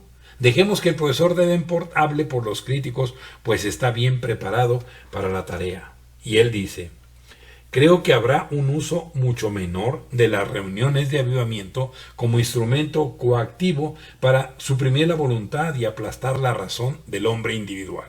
La influencia de las reuniones públicas religiosas será más indirecta, menos intrusa. Se reconocerá que la hipnotización y las opciones forzadas debilitan el alma y no se intentará presionar a alguien hacia una decisión sobre un asunto tan importante bajo el hechizo de la excitación, el contagio y la sugestión.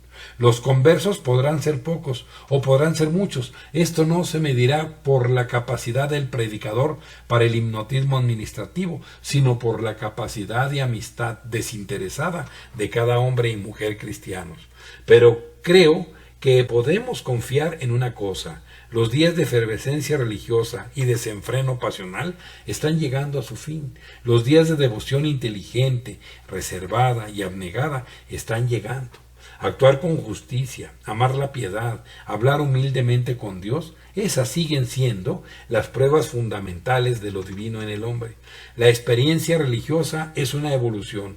Pasamos de lo rudimentario y lo primitivo a lo racional y lo espiritual. Y creed a Pablo, el fruto maduro del Espíritu no es la erupción repentina, la falta de inhibición, sino el amor moderado, la alegría, la paz, la resignación, la generosidad, la bondad, la fidelidad, la mansedumbre y el autocontrol. La ley de la concentración es uno de los principios fundamentales que debe comprender y aplicar con inteligencia todo aquel que desee experimentar eficazmente el principio que se describe como la mente maestra en este curso. Los comentarios anteriores de importantes autoridades del mundo te ayudarán a entender mejor la ley de la concentración, tal como la utilizan a menudo quienes quieren combinar o fundir las mentes de una multitud para que funcionen como una sola. Ahora estás preparado para la lección sobre la cooperación, la cual te internará más profundamente en los métodos de aplicación de las leyes psicológicas en las que se basa esta filosofía del éxito.